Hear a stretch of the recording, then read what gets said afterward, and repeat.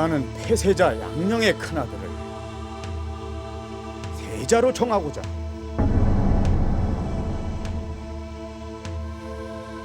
점을 쳐서 세자를 정하는 것이 좋겠소. 왕자들 중 어진 사람을 골라 세자로 정하려 하고 누가 좋을지 의견을 내보시오. 그건 전하께서 더 잘 알고 있지 않사옵니까? 그 뜻에 따르겠사옵니다.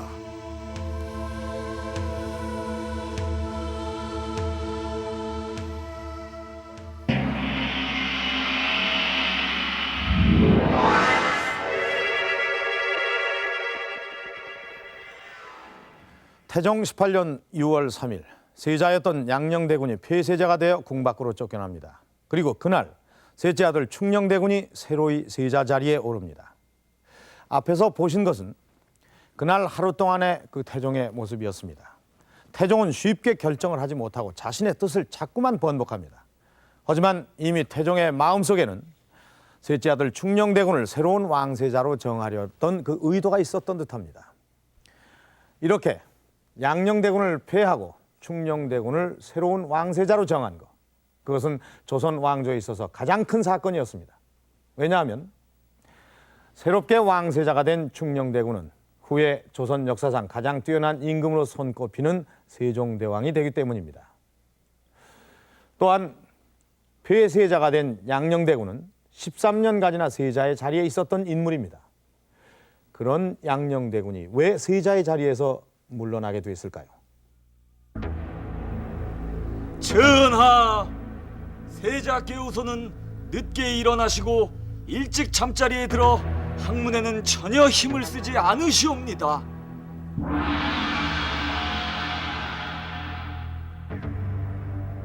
세자께서 병을 핑계로 강의를 듣지 않고 팔뚝에 매를 얹고서 대궐 밖으로 나갔사옵니다. 세자가 공부를 소홀히 하는 것은 시중드는 자의 잘못이다. 내시 노분의 볼기를 쳐라.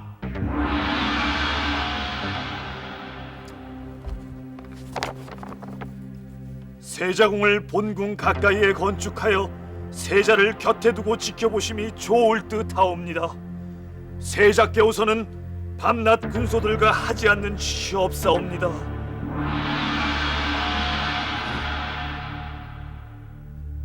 전하, 세자께서는 동궁 안에 몰래 매를 숨겨놓고 군소들과 매놀이만을 즐긴다 하옵니다. 내가 매놀이를 하지 말라 했거늘 동궁에서 세자와 함께 매놀이를 한 자들을 유배 보내라.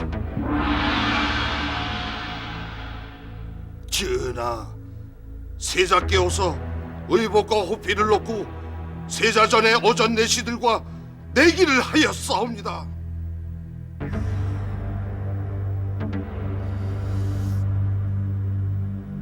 이제부터 세자궁 안에 문제가 있으면 모두 표보로 처리할 것이니 그리할라. 네, 태종의 노여움이 대단했던 것 같습니다. 그 세자궁 내시들의 볼기를 치고 세자와 함께 매사냥을 한 신하들을 귀양 보내는 등 그 엄한 처벌로 세자의 행실을 바로잡으려고 했지만 그 세자의 행실이 고쳐지려는 기미가 보이지 않자 급기야 태종은 세자마저도 법으로 처리하겠다고 엄포를 놓습니다. 그런데 여기서 한 가지 재미난 것은 그 매로 인해서 태종이 노여워한 일이 굉장히 많았던 것 같습니다. 신성원 씨, 네. 태종 때 그 매에 관련된 기록이 좀 더 있습니까? 예, 우선 매라는 단어로 한번 찾아보겠습니다. 여기를 보면 기록이 상당히 많이 나와 있는데요. 그중에서 몇 가지를 소개해드리죠. 태종 11년 10월에 신하인 심정이 세자에게 매를 바친 일이 임금에게 알려져서 심정이 파직을 당했다는 기록이 있고요. 또 태종 13년 8월에 세자가 아우 충녕대군에게 어린 매를 달라고 청해서 세자궁에서 매를 두고 기른 일이 있었다는데요. 그것이 태종에게 알려져서 태종이 몹시 노여워했다는 그런 기록이 남아 있습니다. 그리고 그것 외에도요, 세자가 공부를 하지 않고 매사냥만 즐겨서 태종이 화를 냈다는 그런 기록이 있습니다. 네. 이 태종 시절엔 매로 인한 불미스러운 일이 궁중 안에서 참 많이 일어났군요. 그런데 도대체 매사냥이라는 게 정말 어떤 걸까요? 그렇게 세자가 하지 못하게 막아야 할 정도로 좋지 않은 놀이였을까요? 매서운 눈매와 날카로운 발톱을 가진 매는 예로부터 우리 민족에게 용맹스러움과 사나움의 상징으로 여겨져 왔다. 이러한 매를 이용해서 꿩이나 새를 잡는 것이 매사냥이다. 전라북도 진안에서 지금도 매사냥을 하는 모습을 볼 수가 있다. 고집스럽게 매사냥의 맥을 잇고 있는 전형태 옹이 있기 때문이다. 그는 매사냥을 전통 방법 그대로 재현하고 있다.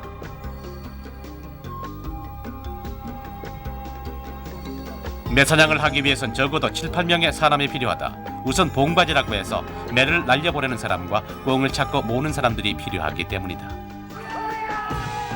이들이 큰 소리를 내면서 꿩을 날려보내면 하루에 매를 올려놓고 있던 봉바지는 바로 이어서 매를 날려보낸다. 매는 사냥감 있는 곳으로 쏜살같이 날아가서 꿩을 낚아채한다. 머리꾼과 봉바지는 이때는 빨리 매가 사냥감을 잡은 현장을 찾아야 한다. 날카로운 부리와 발톱을 이용해서 매는 눈깜짝할 사이에 꿩을 먹어치우기 때문이다. 매사냥은 그 역사가 오래됐다. 고구려 고분 벽화에는 매사냥하는 모습이 그려져 있고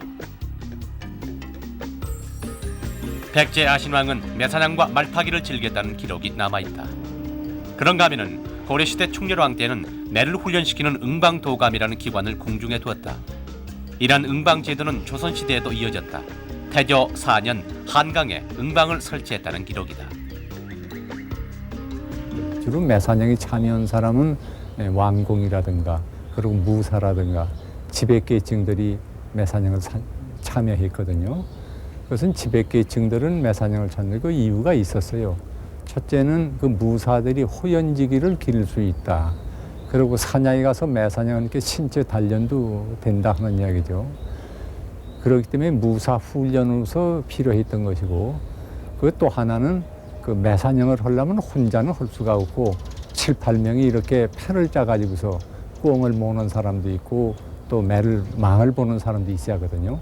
이렇게 7, 8명의 사람을 동원하려면은 동원할 수 있는 능력 또는 경제적인 부담 이런 것이 있기 때문에 서민들은 하지 못하고 지배층 사람들이 매사냥을 했던 것입니다. 그리고 또 조선조 초기만 하더라도 그 매사냥에서 얻는 꿩 고기 이것이 한국 사람에서는 제일 맛있는 고기로 치고 있거든요. 그래서 꿩 고기를 얻으면은 또 선비들이 좋은 안주감도 되고 하니까 이것은 지배층 사람들이 매사냥을 했던 것입니다. 매사냥의 묘미는 하늘 높이 솟았던 매가 쏜살같이 내려와서 사냥감을 낚아채는 데 있다. 특히 매사냥을 할 때는 3일 전 매에게 먹이를 주지 않는데 굶주린 매가 사냥감을 채는 모습은 가히 일품이다. 조선 초기 응마군기라 해서 매사냥을 남자들의 놀이 중 우뜸으로 쳤던 것도 바로 이러한 매사냥의 묘미 때문이다. 이렇듯 긴장감과 장쾌함을 맛볼 수 있는 놀이인 매사냥은 오랫동안 왕족이나 귀족들에게 사랑을 받아왔다. 네, 매가 쏜살같이 날아가서 사냥감을 낚아채는 모습 어떠세요? 그 모습만으로도 짜릿함을 느낄 수 있을 것 같지 않으세요? 바로 그런 묘미 때문에 매사냥은 왕가나 귀족들의 사랑을 받았습니다. 그렇다면 굳이 태종이 세자의 매사냥을 막을 이유도 없었을 텐데요. 그런 것으로 봐서 당시 우리는 그 태종의 심기를 읽을 수가 있습니다. 왕가에서 즐기던 매사냥을 못하게 할 정도로 태종은 양녕대군의 행실을 탐탁지 않게 여겼던 거죠. 다시는 강의에 빠지지 않고 또 궁 밖에 나가서 여자들을 만나거나 술을 마시지 않겠다고 약속을 해놓고 또다시 그 약속을 어기는 그 세자의 행실이 곱게 여겨지지 않았던 겁니다. 그렇다면 양녕대군은 왜 그렇게 아버지와의 약속을 어기면서까지 잘못된 행동들을 계속한 걸까요? 당시 한나라의 왕이요 또 아버지인 태종과의 약속을 어긴다는 것은 지금 생각해봐도 쉽지 않은 일일 것 같은데 그 이유는 무엇일까요?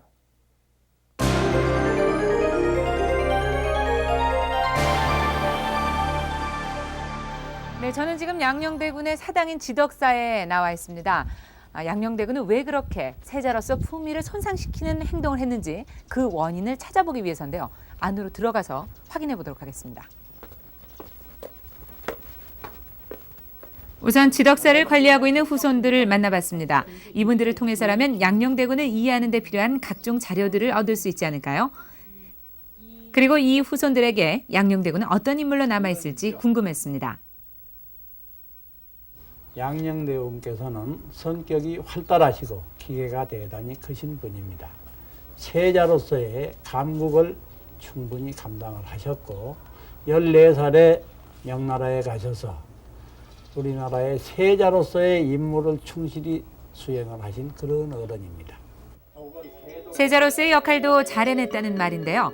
하지만 양녕의 실행을 설명할 흔적은 별로 없었습니다. 양녕이 직접 썼다는 목각판의 글씨가 유일한데요. 어쩌면 이 글씨를 통해서 양녕대군의 성품을 짐작해 볼 수 있지 않을까요? 그래서 서예가를 찾아가 봤습니다. 안녕하세요. 네, 안녕하십니까? 예, 글씨를 가지고 성격을 알 수 있을까 해서 제가 여기를 찾아봤거든요. 예, 글씨는 마음의 거울이라고 하지 않습니까? 예. 그래서 글씨를 보면 그 사람의 성격이라든지 체구라든지 그 학문의 깊이라든지 이런 것을 소상하게 알 수 있습니다. 예, 예. 보지 않고도 사람은. 그렇습니다. 예. 예. 예. 제가 글씨를 하나 가져왔는데요. 예. 선생님 봐주시고 예. 말씀을 좀 해주세요. 예. 여기 보면 네. 이게 이제 바람풍자고요. 예. 여기 배주자고 예. 또 이게 이제 가운데 중자입니다. 아. 예, 이 옆에는 하나, 둘, 셋, 넷, 5글자를 써야 할 그 공간에다가 네. 한 글자를 쭉 쓰지 않았습니까? 예. 이런 걸로 봐서 그 이분 필자가 호방하고 호걸스러운 그런 그 기질이 있는 분인 것을 알 수가 있습니다. 예. 예. 그런 것도 할 수 있고 예. 글자를 좀 더 짚어주시면서 예. 성격을. 여기 보면 고학횡강이거든요. 예, 이거 예. 외로울 고자인데 이렇게 아들 자자를 길게 하면서 이 왼쪽 오른쪽을 조그맣게 이렇게 쓴다든지요. 예. 또 이 저 횡자를 이렇게 넓지 않으면서 이렇게 좁게 쓰면서 길게 쓴다든지요. 예. 이런 걸로 봐서 대단히 파격적이고 풍류를 즐기고 그런 것이 그 글씨 속에도 나타납니다. 호방하면서도 풍류를 즐기는 성품의 양녕대군. 그런 양녕대군이 세자 시절에 바르지 못한 행동으로 문제를 일으켰던 이유는 뭘까요? 혹시 양녕대군에 대한 기록 중에 그 원인이 나와 있지는 않을까요?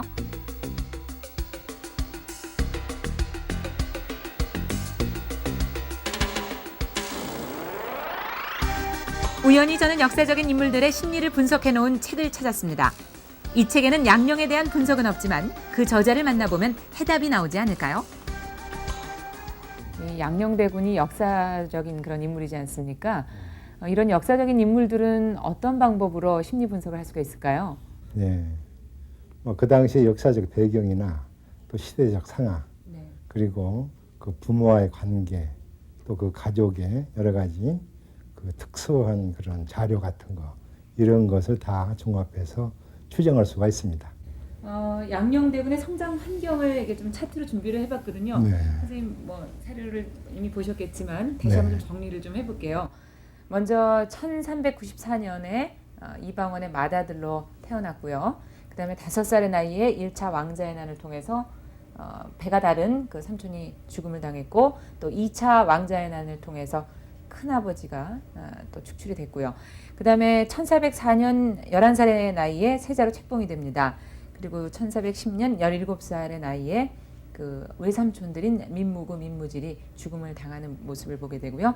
그리고 1418년 25살의 나이에 폐립이 됩니다. 이것을 보고선 양녕의 성격 형성에 가장 큰 영향을 미쳤던 부분은 어디라고 생각하십니까? 그 태종은 우리가 정신분석학자이자면은 좀 강하고 위대한 아버지, 이런 그 풍모가 있습니다. 일종의 제 가상인데요. 예.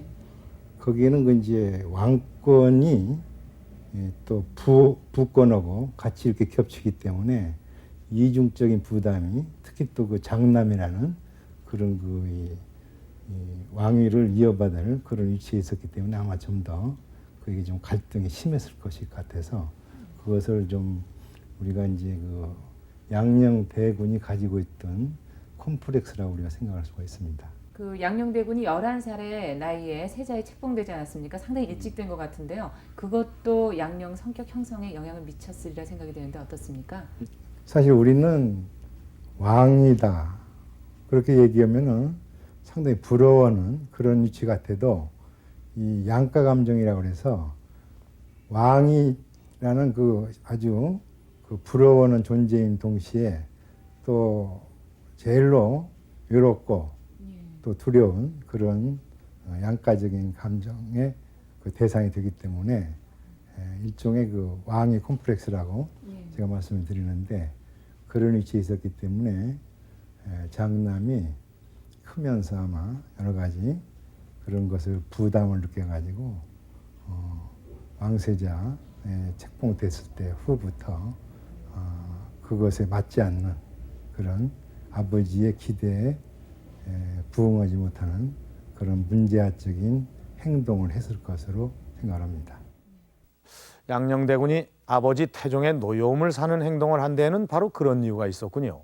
그러니까 아버지에 대한 불만과 두려움 때문에 양녕대군은 아버지의 뜻에 거슬리는 행동을 계속하게 되고 또 그에 따라 아버지 태종의 노여움은 하루가 다르게 커져가고 그래서 아버지 태종과 아들 양녕대군의 갈등은 계속 깊어져만 갔던 것입니다.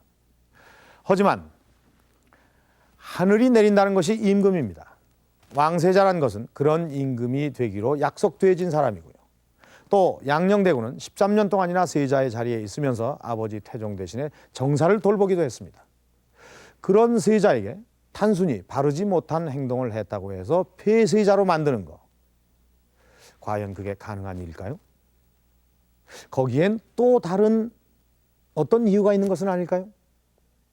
당시의 시대 상황을 통해서 그 원인을 찾아봅니다. 태종은 1400년 제2차 왕제 난을 치르고 왕위에 오른다. 즉위하자 태종은 대대적인 제도 개혁을 실시한다. 그중 제일 먼저 시작한 것은 군사 제도의 개혁이다. 왕권 불안의 원인이 되는 사병을 없애고 그 군사를 모두 의흉 3군부에 소속시켜서 군사 관리를 일원화한다. 태종 14년에는 육조 직계제를 실시한다. 육조를 직접 왕의 부속기관으로 만든 제도로 이제 국왕이 직접 국정에 관여하게 되는 것이다. 경기도, 강원도, 충청도 등으로 나뉘는 지금의 팔도 제도가 생긴 것도 태종 때다. 태종 13년 전국을 팔도로 재편하고 각 지방의 수령을 직접 파견하게 된다. 일종의 신분적인 호패를 만들어서 16세 이상의 남자들은 가지고 다니게 하는 호패법을 시행했고 억울한 일을 당한 백성이 직접 국왕에게 그 사연을 아뢰일 수 있는 신문고를 만들기도 했다. 이러한 제도들은 모두 민심을 수습해서 사회를 안정시키기 위해 마련된 제도들이다. 태종 2년엔 우리나라 최초의 세계 지도인 혼일강리 역대국도 지도를 만들었으며 활제로 책을 인쇄하는 기관인 주자소를 설치해서 유교 경전을 널리 보급한 것도 태종 때다.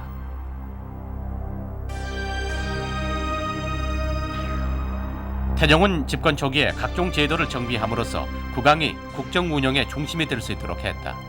이렇듯 조선 왕조의 기틀을 착실히 마련해 나간 왕 태종. 하지만 그에겐 한 가지 약점이 있었다. 태종은 그 태조의 다섯째 아들로서 자기 실력을 바탕으로 해서 즉위를 했습니다. 그래서 유교적인 종법 면에서 보면은 명분이나 정통성에서 하자가 있었습니다. 그래서 그 태종이 왕위에 오를 때 정종의 동생으로서가 아니라 태조의 세자로서 즉위를 했습니다. 그런데다가 고려 때 같이 정치를 했던 그 신하들이 아직도 상당히 있었고, 이제 그러한 점도 이제 정치적인 부담이 되었는데요. 그래서 육조를 그 승격시키는 등 그 제도 개혁을 해서 왕권을 강화하기는 했습니다만은 명분이나 정통성의 문제가 태종 제2 중 내내 그 정치적인 부담이 되었습니다. 태종이 전국인 경복궁을 두고 창덕궁에 기거하며 진무를 본 것도 그 때문이다. 제1차 왕자의 난이 있었던 경복궁은 무력으로 왕위에 오른 자신의 과거를 들춰내는 곳이자 유교적인 정통성과 명분이 약한 자신의 왕위 계승을 되새기게 하는 곳이기 때문이다. 명분이 약한 왕권은 힘을 가질 수가 없습니다. 그것을 너무나 잘 알고 있었기에 태종은 왕위에 오르자마자 각종 제도를 왕 중심 체제로 바꿉니다. 그러나 이러한 대대적인 제도 개혁으로도 태종은 자신의 왕위에 대한 불안함을 떨쳐버리지 못했던 것 같았습니다. 태종이 왕위에 오른 지 6년째 되던 해 왕권 강화의 의도가 엿보이는 사건이 발생합니다. 그것이 이른바 전이 사건이라는 것인데 왕위를 어린 세자에게 물려주겠다는 느닷없는 발표를 해서 조정 대신들을 놀라게 합니다. 내 오늘로 왕위를 세자에게 물려주려 하오. 전하, 요즘 들어 수재와 화재가 빈번히 일어나는 것은 모두 짐의 부족함 탓이오. 전하, 그렇지 않사옵니다. 그러하옵니다, 전하. 수재와 화재는 모두 하늘의 뜻. 마저 들으시오. 과인이 물러남으로써 제의가 가시고 태평성대가 열린다면 과인은 임금의 자리에 연연하지 않을 것이오. 아니되옵니다, 전하. 그 뜻을 거두어 주소서. 거두어 주소서. 거두어 주소서. 태종 6년 8월 태종은 왕위를 세자에게 물려주겠다는 발표를 한다. 이때 태종의 나이가 40이었고 왕세자의 나이는 13살이었다. 태종이 왕위에서 물러나기엔 아직 정정한 나이일 뿐 아니라 세자가 왕위에 오르기에도 너무 이른 나이였다. 대신들의 반대가 빗발친 것은 당연한 일이었다. 하지만 태종의 뜻은 확고했다. 대신들 몰래 옥새를 동궁에 보내고 그것이 대신들에게 알려져 다시 정전으로 되돌아오기를 여러 차례 반복한다. 전위를 놓고 벌였던 태종과 신하들 간의 팽팽한 줄다리기는 태종이 그 뜻을 거둬들임으로써 9일 만에야 마무리가 된다. 하지만 전위 사건은 여기서 끝나지 않는다. 이 사건이 있은 지 1년 만인 태종 7년 7월 태종의 처남이자 조선의 개국공신인 민무구와 민무질 형제를 탄핵하는 상소가 올라온다. 그 내용은 민무구, 민무질 형제가 협유 집권을 하려 했다는 것이다. 즉 어린 세자를 왕위에 올려 집권을 하려는 야욕을 품었다는 내용이다. 이 탄핵 사건으로 개국공신이었던 민무구, 민무질 형제는 하루아침에 역적으로 몰려 연안과 장단으로 각각 유배 보내진다. 그리고 귀양간 지 3개월 만에 두 형제는 스스로 목숨을 끊으라는 어명을 받게 된다. 태종은 우선 종법상의 후계자로서도 문제가 있다고 생각이 되고 또 아버지인 태조의 인정을 못 받았어요. 그리고 또 반대파들도 많았습니다. 또 자기를 지지한 사람 중에서도 그 권력의 핵이 너무 이게 비대해지는 이런 면도 있었습니다. 특히 그 외척으로서의 그 민무구 형제들, 이 집안의 세력이 상당히 커지고 세자가 그 집에 피접을 가 있었고 많은 사람이 그 민신회를 따랐기 때문에 중앙진권적인 강력한 왕권을 확립하기 위해서는 외척을 제거해야 되겠다. 그건 뭐 피도 눈물도 없이 제거하는 이런 쪽으로 생각을 정리하고 정치적인 제스처로서 누구도 태종이 전위해야 된다고 생각하지 않을 때 전위 소동을 벌임으로써 관료들의 그 경악 이거에 가지고 자기의 그 왕권의 정당성을 보장받고 나아가서는 아버지인 태조에게도 이 기회에 그 인정을 받는 이런 그 여러 가지 그 복합적인 의미에서 아마 그런 생각을 했던 것 같습니다. 태종은 민무구, 민무질 형제가 죽은 뒤에 그의 2명의 아우들마저 같은 이유로 사형을 시킵니다. 지금 보기에 너무 가혹한 처벌이라는 생각이 듭니다. 더군다나 민씨 형제들은 조선의 개국공신이고 중전의 형제들인데 말입니다. 하지만 왕권 강화를 통해서 안정을 추구하려고 했던 태종에게 외척 세력을 제거하는 일은 피할 수가 없는 일이었습니다. 외척 세력이야말로 왕권 강화의 가장 큰 걸림돌이 되기 때문입니다. 그러한 태종에게 이것 외에 또 한 가지의 걱정거리가 있었습니다. 민씨 형제들은 세자의 외삼촌들이었습니다. 세자가 외갓집에서 지내던 어린 시절 세자를 잘 돌봐줬던 이들입니다. 그래서 양녕대군이 왕위에 오르면 자연스럽게 외척 세력들이 주도권을 잡게 되고 그러면 왕권이 약해진다는 것은 불을 보듯 뻔한 일이었습니다. 그래서 태종은 자신이 마련한 나라의 기틀이 하루아침에 무너질지 모른다는 불안한 생각을 내심 갖게 됐는지도 모릅니다.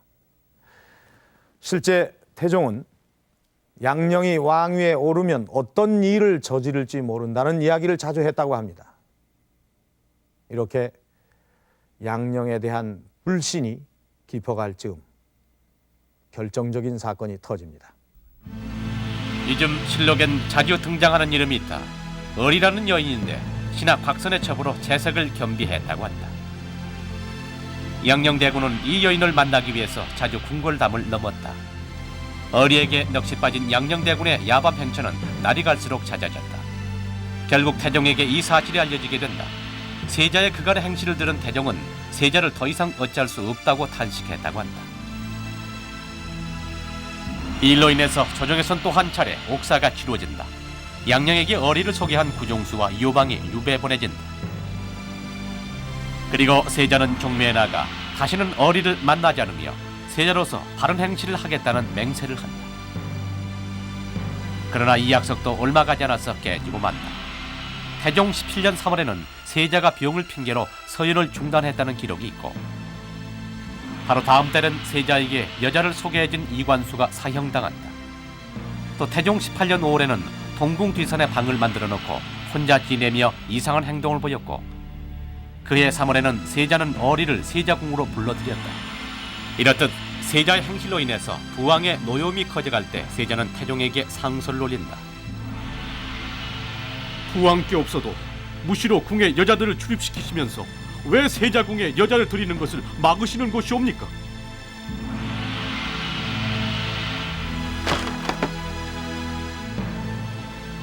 그 당시 상황으로 봐서는 세자가 그 태종에 대한 불만이라든지 울분, 그리고 어떻게 보면 이제는 그 폐세자 될 수밖에 없는 그 두려움, 이러한 것을 바탕으로 해서 그 마지막 어떻게 보면은 그 아버지의 그 감정에 호소를 하는 울분의 토로였다고 보여집니다. 그런데 이제 그것을 태종은 그 세자에서 패할 수 있는 결정적인 계기로 활용을 한 것 같습니다.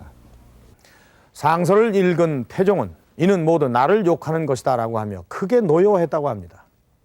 태종은 양녕의 상소를 왕권에 대한 정면 도전으로 여긴 것입니다. 결국 분노한 태종은 상소를 대신들에게 읽게 하고 어떻게 처리할 것인지를 의논합니다.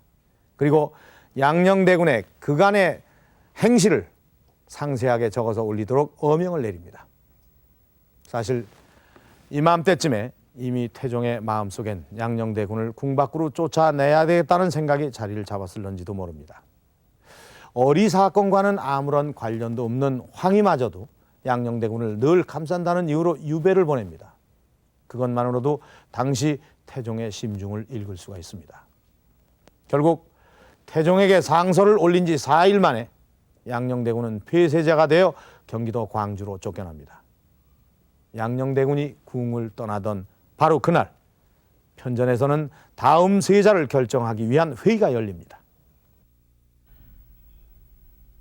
과인은 폐세자 양녕의 아들을 세자로 청하려 하오.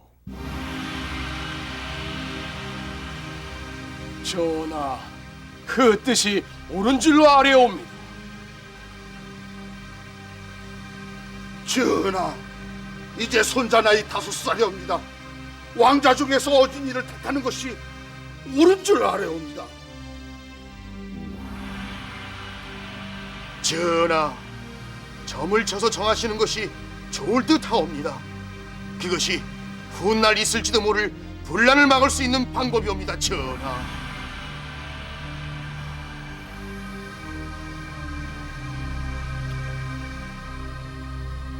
더 논의해보도록 하라.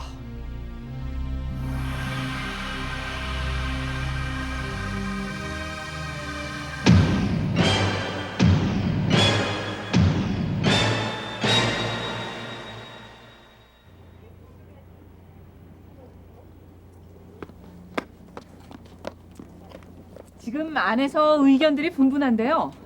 어떻게 결론을 내리실 생각이세요?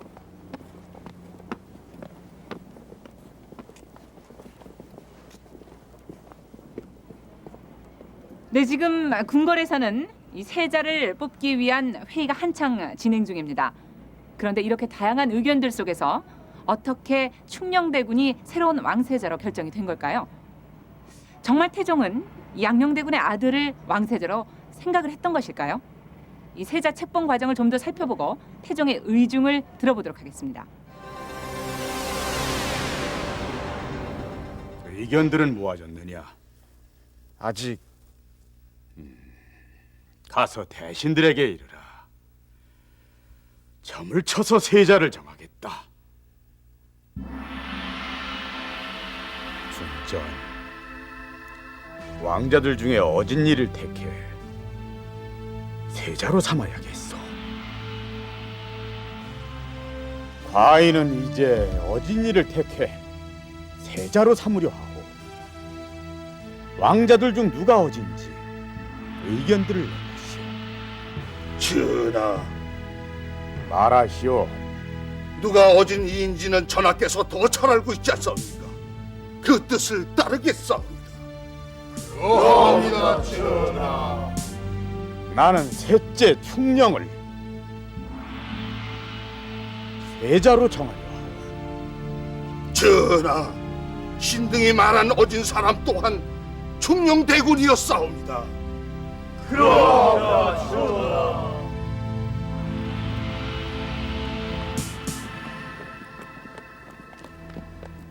잠깐만요. 저 혹시 처음부터 충녕대군을 마음에 두고 계셨던 것 아니세요? 정말 점을 칠 생각이셨어요? 이런 대사를 어찌 점으로 결정하겠소? 그럼 처음에 양녕대군의 아들을 세자로 삼겠다고 한 건 진심이셨어요? 유교적인 명분만을 생각한다면 그리 되겠죠. 하지만은 그렇다면은 충녕대군을 처음부터 염두에 두셨던 거지요? 그렇지요?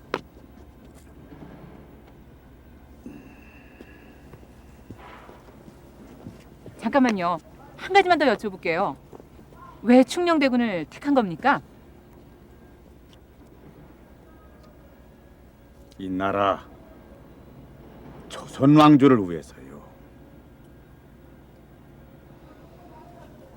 이제 조선 왕조는 수성의 시대요.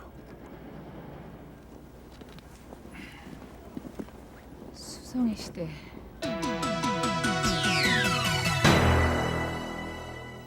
수성의 시대. 태종은 자신이 왕위에 있는 시대까지를 창업의 시대로 보고 그 이후를 수성의 시대로 본 겁니다. 태조 이성계가 조선을 개국하고 태종에 이르기까지 26년간을 창업의 시대로 본 겁니다. 처음 나라를 세운다는 시기를 뜻하는 창업의 시대는 혁명의 시대고 혼란의 시대입니다. 그래서 창업의 시대는 짧을수록 좋습니다. 태종이 자신으로서 창업의 시대를 마감하고자 했던 것은 바로 그런 이유 때문이었습니다. 이에 비해 수성의 시대란 개혁이 마무리되고 나라의 기틀을 마련해 나가는 그런 시대입니다. 그래서 수성의 시대가 창업의 시대보다 통치가 어렵다는 것도 바로 그런 이유 때문인 것입니다. 안정을 유지하면서 나라의 기반을 다져나간다는 것이 쉽지 않은 것이죠. 그렇기 때문에 수성의 시대에는 자질이 뛰어난 사람이 임금의 자리에 있어야 합니다. 더욱이 수성의 시대가 막 시작하려는 이때에는 임금의 역할이 더더욱 중요합니다. 그렇다면 왜 태종은 수성의 시대에 충녕대군이 왕위에 올라야 한다고 생각을 했었던 것일까요? 세종대왕 기념관에 있는 독서도 이 그림에서 매놀이를 하는 두 사람은 양녕과 효령이고 책을 읽고 있는 사람은 충녕이다. 왜 충녕이 왕위에 올라야 했는지 그 이유를 보여주고자 한 그림이다. 그렇다면 실제 태종의 의중은 무엇이었을까? 태종은 왜 14년간 왕세자 자리에 있던 양녕대군을 폐세자로 만들고 그 자리에 충녕대군을 올린 걸까? 실록에 의하면 양녕대군은 말타기와 활쏘기는 가르치지 않아도 잘했다고 한다. 그만큼 양녕대군은 자유분방하고 호방한 성품이며 무인적인 기질이 강했던 인물이다. 이랬던 성품이나 기질 면에서 자신과 닮은 점이 많은 양녕대군은 이제 앞으로 다가올 수성의 시대에는 맞지 않은 인물로 여겼던 것이다. 자신이 애써 만든 제도적인 기반마저도 모두 무너질지 모른다는 불안함이 태종에겐 있었던 것이다. 그런 태종의 의중을 읽을 수 있는 기록이 남아있다. 후일 만일 양령이 왕위에 오르면 어떤 형세가 될지 예측할 수 없다고 태종은 말하고 있는 것이다. 그렇다면 두 형제 효령과 충령 중에서 태종이 수성시대의 임금으로 충령을 택한 이유는 무엇일까? 태종은 새로운 세자를 책봉하는 날 충령과 효령을 비교하며 이렇게 말했다. 효령대군은 자질이 미약하고 내 말을 들으면 그저 미소만 지을 뿐 말이 없다. 더욱이 중국 사신을 접대하려면 적당히 술도 마실 줄 알아야 하는데 술을 한 모금도 마시질 못한다. 그리고 충령에 대해서는 이렇게 이야기하고 있다.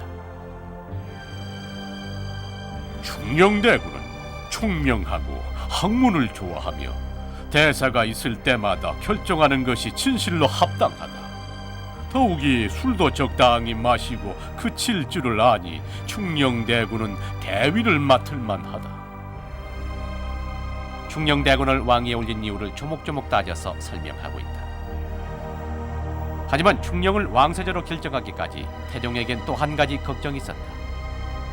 바로 후에 있을지도 모르는 형제간의 분란이 그것인데 그 문제마저도 충령이라면 잘 해결해 나갈 것이라고 태종은 믿었던 것이다. 충령으로 결정한 가장 큰 이유는 충령의 자질과 품성이었습니다.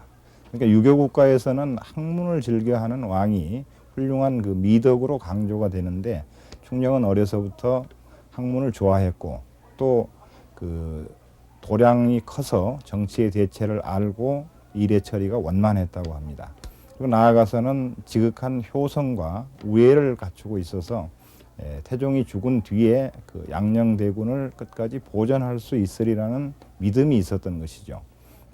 그리고 이제 또 하나 그 왜 세자를 그 바꿨느냐 하는 점에서 본다면 택현이라는 어진 사람을 뽑는다는 명분을 내세워서 장자가 아닌 그 셋째 아들인 충령대군을 왕으로 삼음으로 해서 자기 역시 장자가 아닌 다섯째 아들로서 왕위에 오른 그 태종 자신의 왕위를 정당화하는 그런 효과까지도 노린 게 아닌가 생각이 듭니다. 서울 관악산 꼭대기에 자리한 연주대. 이것은 셋째 충령이 왕세자로 책봉된 뒤에 양령과 효령의 유랑길에 잠시 들렀던 것으로 그때 궁을 바라보며 임금에 대한 연정을 품었다고 해서 연주대라는 이름이 붙여진 곳이다. 태종의 믿음대로 충령이 왕위에 오른 뒤에도 양령, 효령, 충령 3형제의 우애가 깊었음을 말해주는 곳이다. 효령대군은 현재 방배동에 있는 청권사에 그 위패가 모셔져 있다. 온순하고 부드러운 성품의 소유자였던 효령대군은 충령대군이 왕위에 오른 뒤 궁궐을 나와 평생 불교의 발전을 위해서 노력을 기울였다. 왕세자 자리에서 쫓겨나긴 했지만 양녕대군은 자신의 삶에 대해서 비관하지 않았던 것으로 전해져 내려온다. 자유분방하고 호방한 성품의 양녕대군은 풍류객과도 같이 팔도를 유람하며 자유롭게 세상을 살았다고 한다. 양녕대군과 효령대군 그리고 왕위에 오른 충령대군 이들 삼형제의 우애가 얼마나 두터웠는지는 실록 곳곳에 남아있는 그 일화를 통해서 짐작할 수가 있습니다. 신성원 씨, 네. 어떤 기록들이 남아 있습니까? 예, 세종 3년 4월에 세종이 양녕대군에게 얼음을 전해줬다는 기록이 있습니다. 예. 그러면 그 당시에 얼음이란 굉장히 귀한 거였을 텐데 네. 그만큼 세종이 양녕대군을 예우했다는 얘기가 되겠네요. 그렇죠. 또 어떤 기록이 있습니까? 예, 여기 보면 세종 5년 4월에는 우유를 양녕대군에게 전해줬고요. 또 7월에는 양녕대군을 궁 안으로 불러서 술과 안주를 대접했다는 기록이 있습니다. 네, 수고하셨습니다. 정말 삼형제 간의 정이 각별하죠. 이러한 각별한 삼형제 간의 우애 때문이었을까요?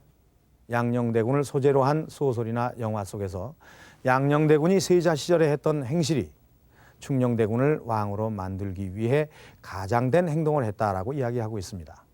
실제로 성종 때 이긍익이 쓴 연려실기술이란 책에서도 그런 기록이 남아 있습니다. 그러한 후세 사람들의 기록 때문인지 양녕대군이 한 행실이 가장된 것인지 아니면 실제인 것인지 그러한 의문을 불러일으키기도 했습니다. 하지만 그 진실은 아무도 알 수가 없습니다.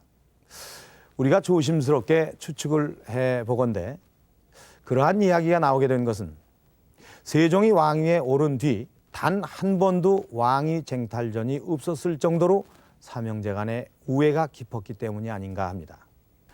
이렇게 모든 것은 태종의 예견대로 진행이 됐습니다. 삼형제 간의 우애는 물론이고 세종은 나라의 기반을 잘 다지면서 정치, 경제, 사회, 문화적으로 큰 업적을 남겼습니다. 바로 이런 결실을 맺고자 한 것이 세종을 즉위시킨 태종의 의도가 아니었을까요? 그런 태종의 의도는 세종이 즉위한 후 태종이 한 여러 가지 일에서 찾아볼 수가 있습니다. 1418년 8월 경복궁 근정전에서 조선 왕조 제4대 왕인 세종의 즉위식이 거행된다. 드디어 태종이 의도했던 수성의 시대가 열리게 된 것이다. 그리고 왕위에 오른 세종은 수성의 시대 그 제도적인 기반을 다지기 위한 정책들을 착실히 수행해 나간다. 하지만 세종이 왕위에 오른 뒤에도 태종은 세종의 왕권을 강화하기 위해서 많은 일을 한다. 군사권과 외교권을 여전히 태종이 가지고 있었던 것도 그 때문이다.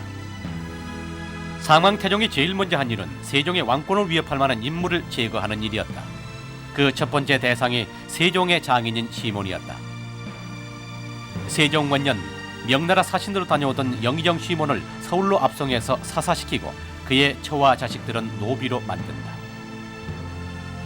시몬의 가족을 처벌한 표면적인 이유는 상왕이 가지고 있던 군사권에 불만을 표시했다는 혐의다.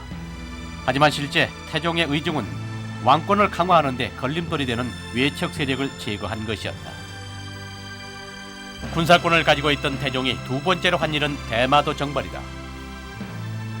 당시 해안지대로 몰래 들어와 노략질을 하는 왜군은 조선에게 골칫거리였다. 세종 2년 태종은 이종무에게 병선 227척과 군사 17,000명을 보내서 대마도의 왜구를 평정시켰다. 태종은 이러한 왜구 문제를 해결해서 세종의 부담을 덜어주고자 한 것이다.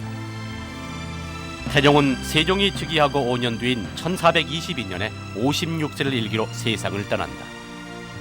창업의 시대를 마감하고 수성의 시대가 시작되도록 그 여건을 만들어준 뒤에 태종은 자신의 생을 마감한 것이다.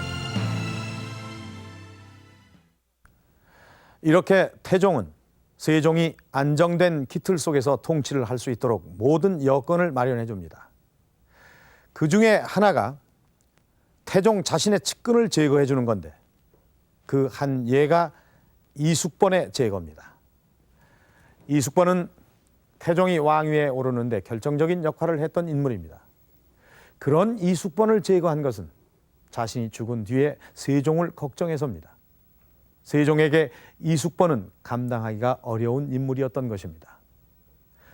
이렇게 세종이 내실 있는 정치를 펴나갈 수 있도록 굳은 일을 도맡아 했던 태종. 태종은 그런 일을 할 때마다 늘 세종에게 이렇게 말했다고 합니다. 모든 악업은 내가 지고 간다. 너는 태평의 시대를 열어라. TV 조선왕조실록 여기서 마칩니다.